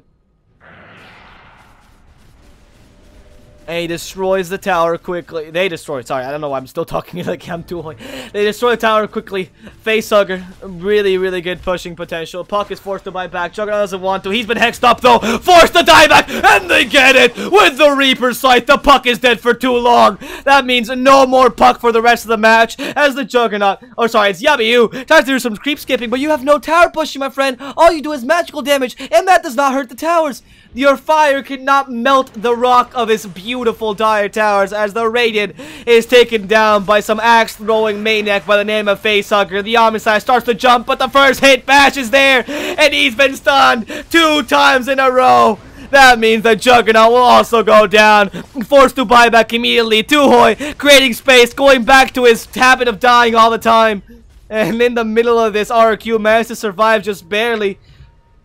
As Evos is forced to back away. Maybe they want to fight this. They lose the high ground for their advantage. They don't have a vacuum though. And a blinking Juggernaut walks in. They want to force the dieback. A rooted up Troll Warlord forced to walk away. Sheffer also blinks in. They stun him for a while. And now the hexed up Ember Spray. Can they kill him in time? No, they Glimmer Cape him just at the last second. The Ice Path finds 2. And they want to continue this, but they don't kill anyone just yet. Then Troll Warlord with a BKB goes up at the Sheffer. Wants to make mincemeat out of this Batman as Avil cannot be destroyed by a logic. Using Lotus Orb to dispel that Diffusal Blade debuff.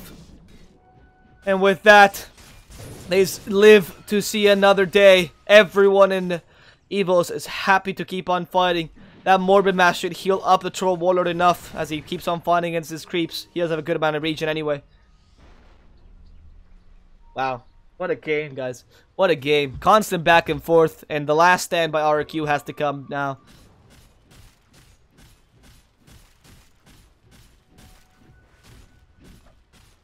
Now we see... Oh, again. What's happening? What do you mean communication with a remote host? No, please, not now, Dota. Not now. This does not... This is horrendous.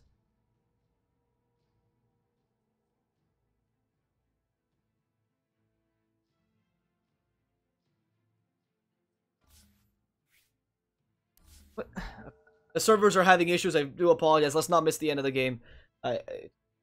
SCA servers. They've been bad all week. I don't know. Please give him better servers. Please tell me not everyone is dead and I missed the last team fight. That would be horrendous. Come on. Finish loading. What do I mean finishing? Like, just finish. Just show me the game, dude. I'm just watching a game. It's not like I'm asking you to play. I think it might have been over, and that's why it's not loading. God, Dota. Dota, please, your servers, fix them. I can't tell. There's no way to tell. Oh, no. No, we're back.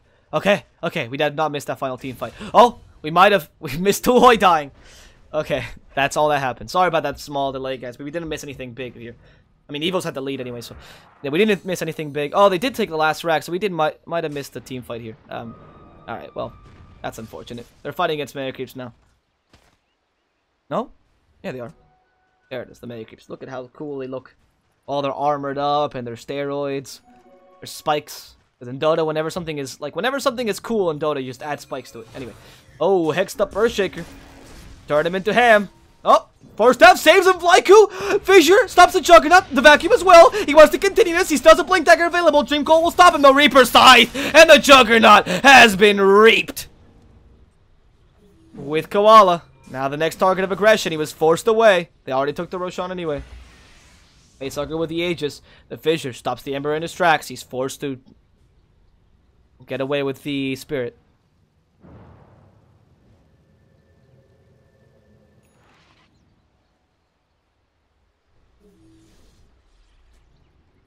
And now, this is going to be the last fight. 130 seconds, guys. 130 seconds without the Juggernaut. How are you supposed to defend this? They just walk in, they find the dragon, and they're going to turn this two-headed dragon into a two-headed corpse. Maybe not. First they go for the easy Qeon to the puck. That's your initiation gone. Yabiu, the only core left. What are you going to how are you going to survive this? The Echo Slam actually misses. But they can still attack these towers. The Mayo keeps joining the fray as well, because why not? The Troll Warlord blinks in. He still has the edge. The cheese on the Necrophos. Yabiu tries to get that kill. Eats the cheese. Facehugger still alive. And he still has the Aegis. One hexed up Ember Spirit to go as the Reaper Scythe ensures his death. That's Evos winning the first game of this season with a magnificent comeback. I cannot ask for a better game to start us off. An hour and 30 minutes we've been at it, but an hour and 30 minutes has been, in total, right? But it was worth it after watching Evos come back at minute 60, almost an hour game, showing that Evos is the king of comeback. And it is not the only game of the day, as we have a second one here between Evos and RRQ for this best of two, as the second one will determine who gets those 2 juicy points, or if it's going to end up as a tie. RRQ has one last chance to redeem themselves. Let's see if they are successful. That said, guys, my name's been D Swordfish. Hope you enjoyed the cast. Sorry about the small server problems we experienced. Again, that's out of my control. But hope you enjoyed the cast anyway. If you did, feel free to follow me on Twitter at D Swordfish. And of course, do check out our sponsor, XBet, where you can make the best bets with the highest payouts and favorable outcomes. Just use code BOUNTYX and you get a €100 deposit for free. That said, guys, I'll see you guys very soon with the next game of the day between RRQ Evos. See you guys then. XBet, best odds for esport and live betting. Unique gaming lines for all esport disciplines including Dota and CSGO, casino and live dealers. Highest payouts, 100% bonus on your first deposit.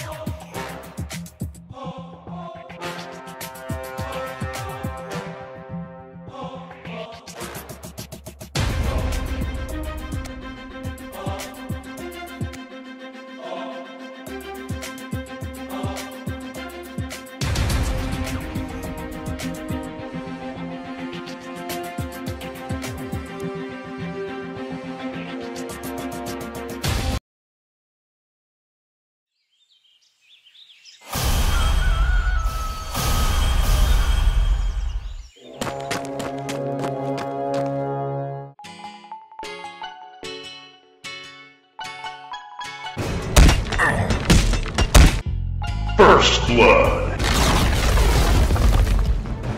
Your middle tower is You think Kunka knew I stole his rum? Double kill.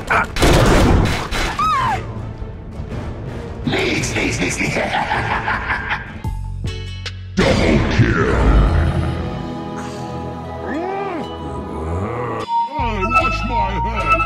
Hey, little buddy, it's in the bag. XBet, best odds for esport and live betting. Unique gaming lines for all esport disciplines including Dota and CSGO, casino and live dealers. Highest payouts, 100% bonus on your first deposit. Everything's better with Scepter. Oh, yeah. radiant victory.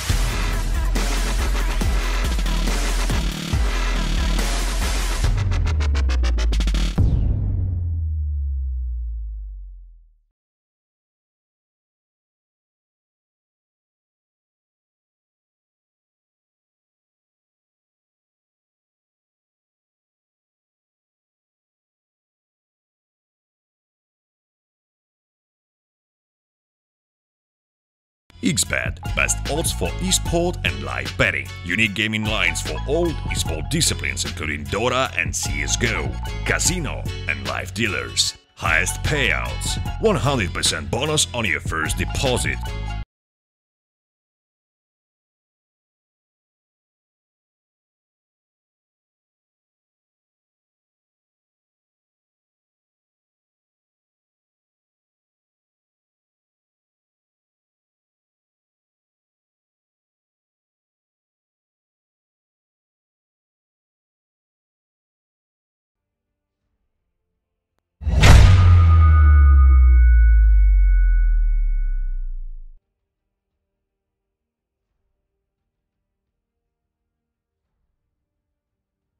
Hello guys, and welcome to the second game of the day between Team Evos and Regum Qeon for the Prodota Cup by Smashcast TV. We are here in this beautiful tournament in the SEA region, season number 10 by the way, and of course we're sponsored by XBet, this great betting company that allows you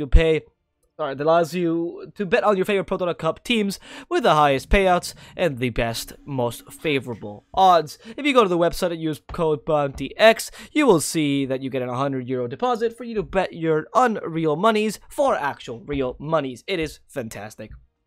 That said, guys, let's get right into the game today, shall we? We have Regum Qeon here with Earthshaker, Venomancer, Shadow Shaman, and Puck.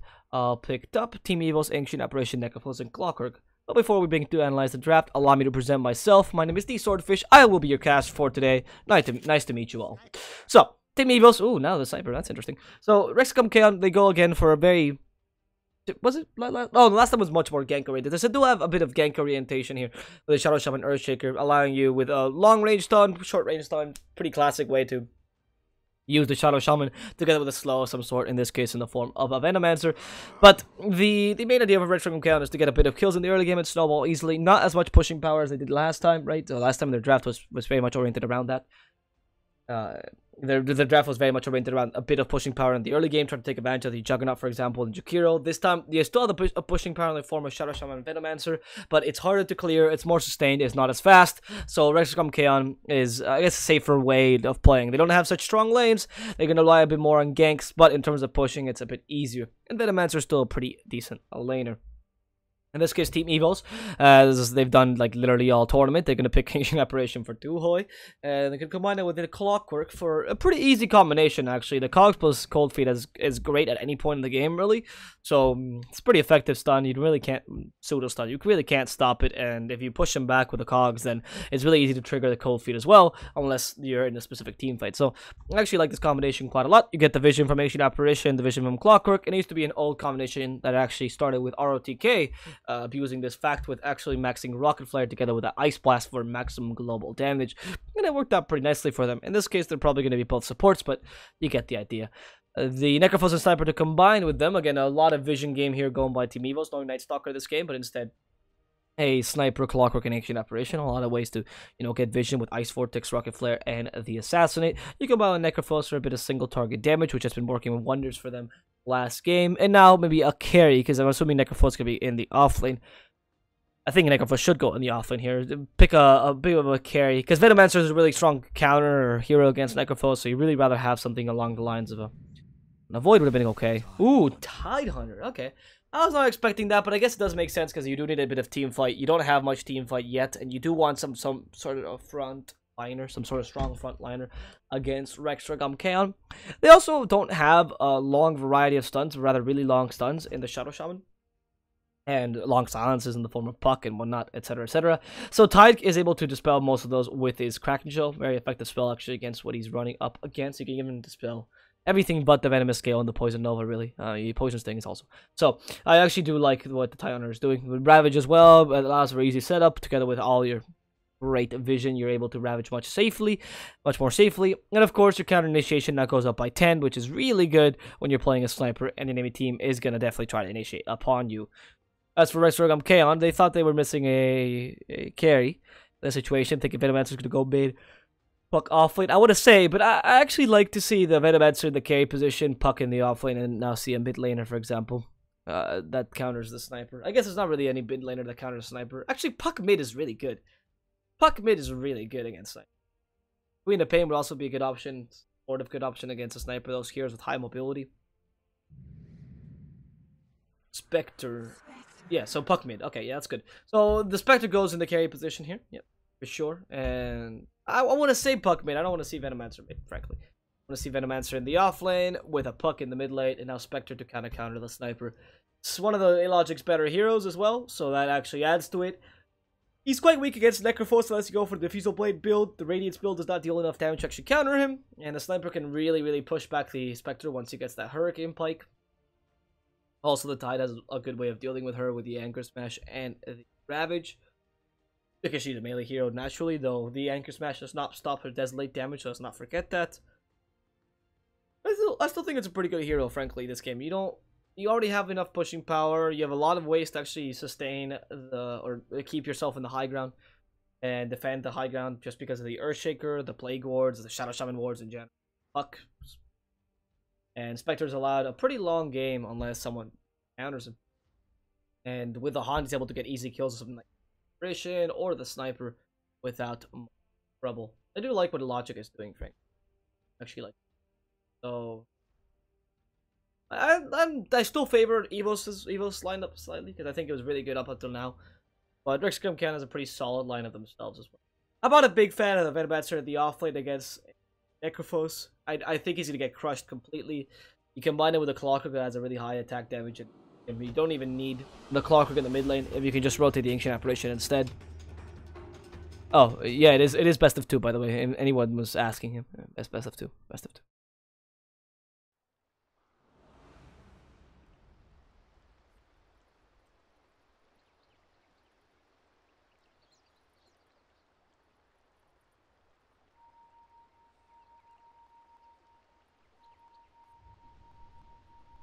Okay, they're pinging this specific spot. I actually don't know what that means, but yeah, next level plan.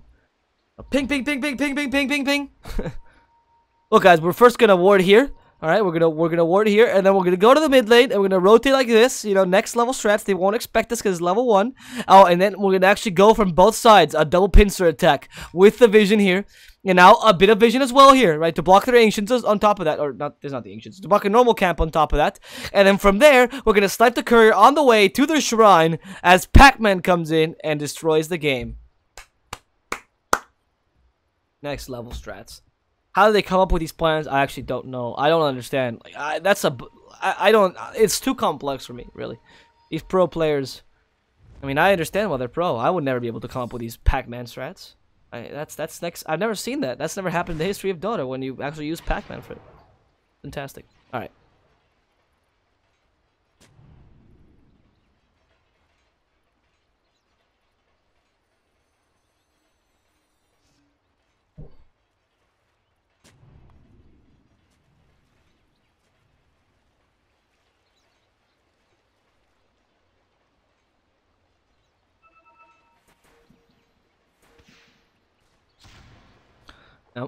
We're gonna see a seal. Slightly harassed, but Sniper doesn't deal too much damage. Cold Feet will trigger. There's another charge of shrapnel if they want to commit it. They should be able to get this kill. Goodbye, Asil. First blood actually goes to Facehugger. That's fantastic. They might be able to find 4. Battery assault still active. Sheffer. Now they stop him with a shrapnel as well. Oh, shrapnel actually misses. Terrible shrapnel. So it misses completely. But they can keep harassing it. The Spectre is trying to body block here. Might not be the best of options as they have Gush, so they can stop the Spectre from walking away as well. I mean, the Battery Assault in only 6 seconds, they can steal the rune, and they're even going to contest that top rune with the...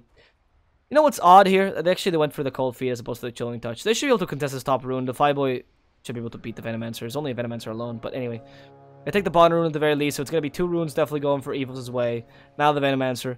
Poison Sting, a level 1, and he's going to find it. Yeah, faster clicker, the Fireboy. Look at him go. He's been playing StarCraft for years, training for this bounty rune thing. He's been playing pubs where your support thinks the bounty rune is for him. He knows how to out-click you, Koala. You cannot beat him. I think that was excessive. But anyway, Evos gets the first blood for Facehugger, which I think is the most important part here. In addition to a bounty rune for him, right? And Yabu does get a bounty rune, but that's a 400 gold difference from the first blood, going in favor of Facehugger. Not 400, 300. Okay, well, still, more or less, you know, it's a considerable amount. I'm still used to the old first blood for some strange reason. And you're already Sniper against Puck. Puck does win the lane against Sniper, but in the early game with the Shrapnels, Puck can't play too aggressively. Top lane, by the way, Fireboy finds himself a secret passage here. Okay, that's pretty good. Just one of the trees, as in the bottom lane, they actually fight here and find a kill onto Tuhoi, as Avil is forced back. He only has level 1 Gush. Great for getting kills, terrible for getting in lane.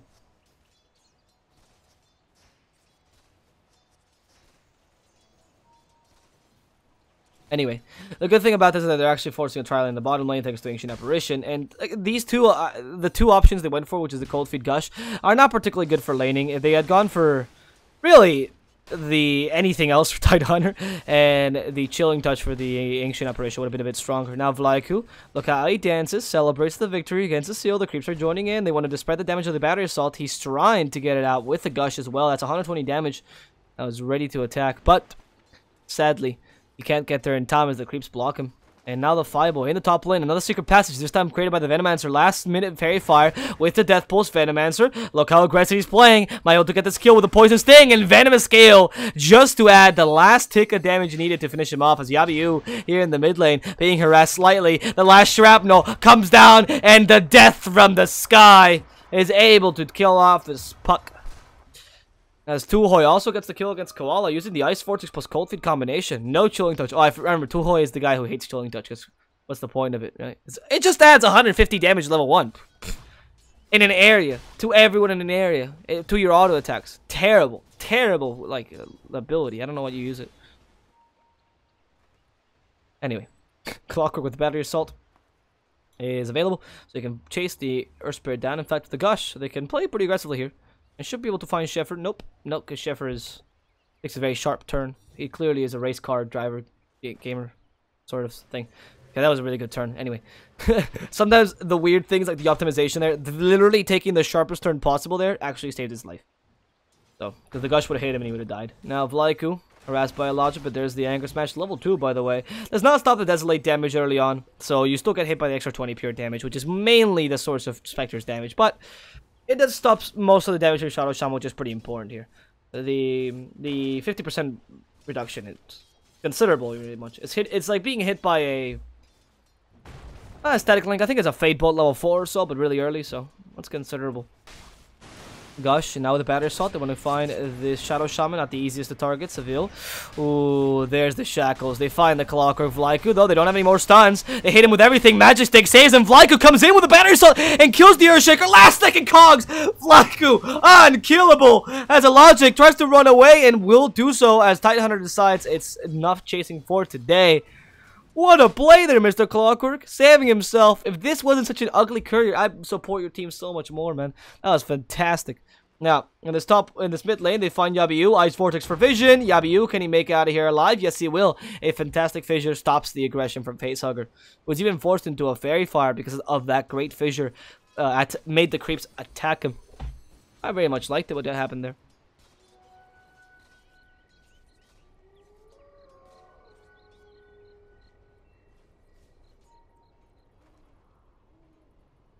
Now, Earthshaker and oh, Laiku. Battery Assault. A bit too late. Cogs, can you find him? Yeah, Cogs available. Okay. Good. Oh, what did he just do?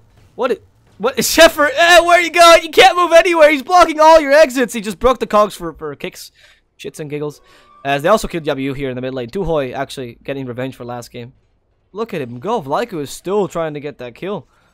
Yes, Cogs. Oh, unfortunate. You had to get him in the Cogs this time. Again. And Facehugger will find Koala. 2 hits. Ah, even steals the last hit. Facehugger with the ultimate confidence takes the creep and then takes his life.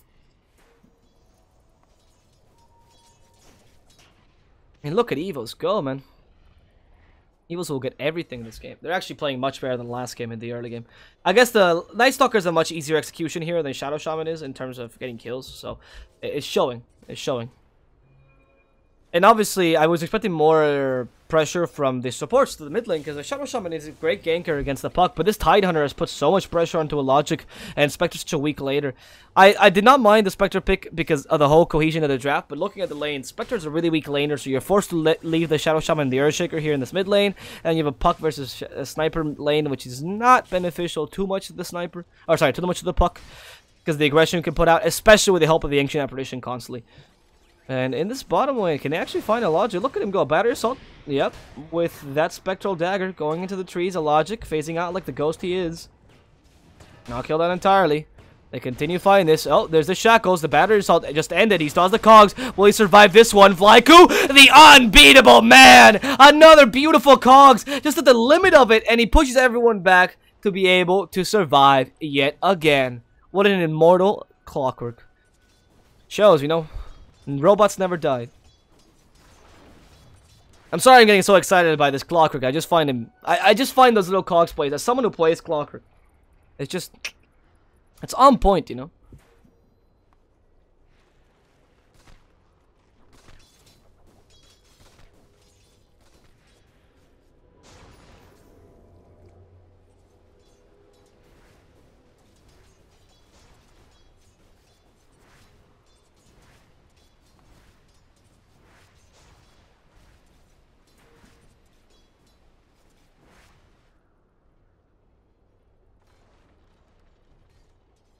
Now, paused, puck, sec they say.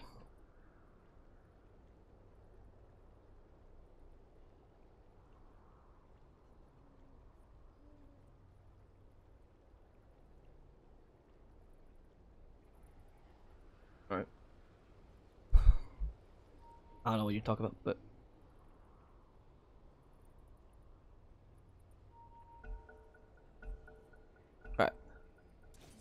Go, as they come back into the game. Now, finally, the rotation we're looking for is a seal, but Duhoi discovers it. This Ancient Apparition wasn't even trying, he was just stacking, and he discovered his sniper. Finally found out. Can they kill him? With the Shackles, should be able to, but in comes the Tidehunter, wants to help. Puck is already dead, and that last second infused raindrop came back in. Fairy Fire, Sniper is fighting this, and Avil's rotation ensures they can't kill the Sniper, and more importantly, they also kill the Puck as a result. What a great infused raindrop as the Assassinate almost kills the Earthshaker himself. Wow. That was fantastic rotation by Evos there. Punishing the aggression by RRQ. As in the top lane, Koala, you have to be very careful as the Reaper Scythe is finally online. And Duhoi, he's kind of lurking about saying, yeah, if I get a Cold Feet plus the Reaper Scythe, it's an easy kill onto him.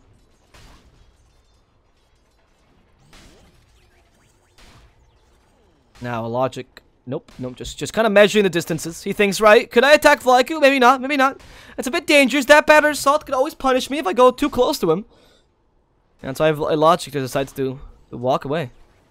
The Gush is also there, though. That level 1 Gush has been actually working really nicely for Evos. And what I like a lot that most teams don't do is, they went for level 1 Gush for kills. Yeah, it makes sense. But they lost a lot of laning potential by having to go for level 1 Gush. So what do? They run a dual offlane. I don't know if that was their initial idea or it was because of they adapted to the situation. Either way, they run a dual offlane with a lot of aggressive intent to use the Gush effectively. Fantastic. They don't leave the Tidehunter alone or force him to stack Ancients or anything of the sort. They just play how they should. Battery Assault with the Cogs, and Logic is stuck inside them. The Cold Feet will trigger. Actually, it won't because there's not enough time. Spectre already dies and goes back to the land of the dead. That's in the top lane, trying to get a kill on the Necrophos. Probably gonna die. Ghost shot actually heals back up. Yabu again dying. They even kill the Earthshaker as well. And Necrophos starts to heal back up thanks to the Sadist. A great rotation again by the Sniper. He has the Assassinate ready, and I don't think Koala can make it out. One last headshot will ensure the banana goes down. Whew. Look at him go. Is the volume not enough? I'm gonna increase the volume of the game slightly. Okay, yeah. I will increase the volume of the game. God, baby. I'm not muting the game. I don't know if... Is this better? You should be able to hear the game. I don't know. I hear it very clearly. Let's see. I'm gonna increase the main volume slightly. Yeah? Do you hear it better? Alright. Just keep on saying, so I keep on pushing it forward. Like, I want you to have the best experience. It's just some people like it with less volume in the game. You can still hear it in the background. It depends on the person. As you can see, the music in the game is very much muted because you want to hear the effects of the game, right? But anyway, just keep on, not really complaining, I would say, just giving suggestions. Anyway, the Tidehunter, I don't know what that is for actually. What that Regum region is for? Is that a Soul Ring? I think it's a Soul Ring. What else would you be missing in Ring of Region? He has a Mango, randomly, he has not used it just yet. And clearly, he seems like he wants to have a Soul Ring. Don't know why that, but anyway. Pie Boy, ooh, sees Koala. Just pushing him out of lane at this point, which I like. You know, you push the Venom Man side of lane a bit, you don't need to actually kill him. Just put pressure whenever you can. Has a Tide in the bottom lane with the Mask of Mana Sniper. Ooh, I haven't seen this in a while, Mask of Mana Sniper. Mask of Mana's making a comeback, now Koala. Ice Blast will find him. Yep, Reaper decides to kill him off. Duhoy actually survives as a Logic. Can't get that kill, and now the Ice Vortex ensures to punish the Logic as they have vision of him. The Fireboy knows exactly where he is. Just stuck in the trees, and Spectre is just counting his days until his death. Ravage hits him, but it's not enough damage. Sheffer will die first. Now Duhoy finally dying as usual, and the Logic is gonna be chased down. Oh, that Dream Coil preventing them from actually finding him, and he's gonna survive just barely, thanks to a lucky Spectral Dagger and him literally hugging the wall.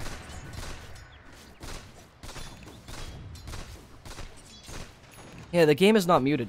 I don't know what you're talking about. The game never mutes. If you can't hear it, you know, it's just the volume is a bit lower, but I'm not muting the game, obviously.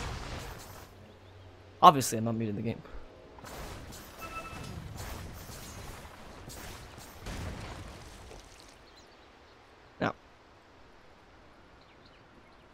Where is that? The Dragonlance next item for a Sniper. I like it. The Fissure. Oh, they slow him down with a Venomous Gale. But the Ice Blast hits Koala. Koala, where are you going to? Rocket Flare just to finish him off. Yabu dying way too quickly. He barely has enough HP to survive this. And everyone goes down. That's 3 dead. As a Logic now being chased down. The hookshot's available if they have to find him. But the Assassinate will ensure the kill. Goodbye, Spectre. 9k lead. Evos destroy. Wow. What a play. Alright, cool, guys. Thank you. Again, I can't do testing of this because I can't, like, volume testing is much harder to do. So, just, yeah.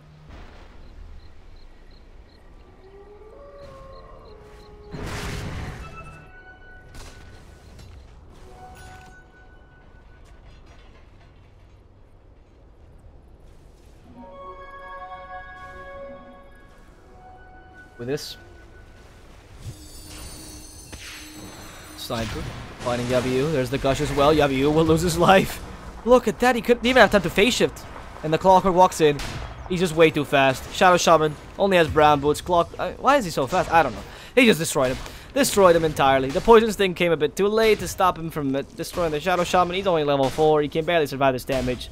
It's starting to be a bit of a stomp. And Evos, I mean, they're the kings of comeback, but is RRQ as well? Can they show that they can beat Evos much like they did before? Or will they just be destroyed by their Indonesian brethren? And Sheffer now find out. Battered Assault. And he still has the hookshot if he runs away. Hookshot. Goodbye, Sheffer. You're gonna shatter. Rocket Flare. Oh! The Ice Blast is dispelled, so they can't destroy Vlaiku entirely, but they can't get the kill. The Urn actually finishes off the Earthshaker. Even gets the Urn charges before he dies. That's fantastic. Or before he leaves. Asil, cold feeded to death. And now he's gonna learn the meaning of Frostbite. As he goes down to the damage that Evos can put out.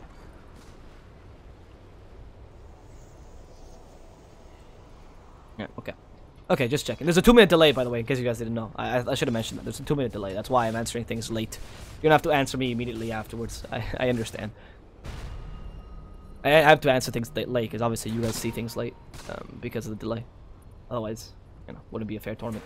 Anyway, Yabiu is not in the best position here. He's just kind of, I don't know, he's trying to creep skip or something. Probably the idea to creep skip. He already has Waning Rift and Waning Rift level 3, Illusory level 4. Should be enough to creep skip. They're gonna find them though. Okay, Yabiu. No, what are you trying to do? oh, circle against myself. They won't find me that way. Gosh. They don't have vision. He might try to TP. Can he time this Ravage perfectly? Oh, he does not have TP. Did he check the cooldown for TP or does he know it? There's Reaper Scythe. Goodbye, Yabiu. That's a puck dead for 40 seconds. It's such a low level that even with Reaper Scythe... it's on level 1, actually. It's still... I mean, it's still in seconds extra and you're still only at 30. You're just really low level, so you don't die for that long. In logic now, with the cogs. He's gonna try to Spectral Dagger himself away. The Ravage finds him anyway. Jumps up and down. Goodbye, Spectre. That's another kill going the way of Lyku, who's decided that he's gonna move on. Sorry, I wasn't lasting for too long. I'm gonna switch net worth. That's my bad. The Clockwork actually has decided to become a carry, really. He's more farm than the Spectre. And they really punish the Spectre being a weak laner with a Tidehunter lane. It's fantastic. Yeah, 1k gold lead per minute, actually. That is interesting that you mentioned that. Thank you. Because that is the supposedly... There's only been 8 comebacks now with that gold lead per minute in the early game. It's really hard to come back from that gold lead per minute of 1k per minute. So, as an assassin, they finished off the Earthshaker, calling the cow. I mean, yeah, they're just they're just destroying right now with a 1,000 lead per second or per minute is happening. As the Maelstrom coming out of the sniper as well. And with this, the sniper's also beyond god. Like, it's really hard to come back from this. The batter salt even finds the puck. And yep, you can't even find Vlaiko here. He's trying to force that out with a hook shot available. They see him entirely. Hook shot will hit. Yabiu has no phase shift anymore, and he's gonna die. The assassin was even committed here, but there's no need to really use it. Vlaiko actually uses the Hood of Defiance to stop the damage from the Dream Coil and just walks away almost unharmed as the Urn of Shadows will ensure he gets back to full HP. And while the 5-boy in the top lane just getting those sadists, you know, up. That's level 2 Reaper Scythe finally, so that's a 20-second addition to your death timer.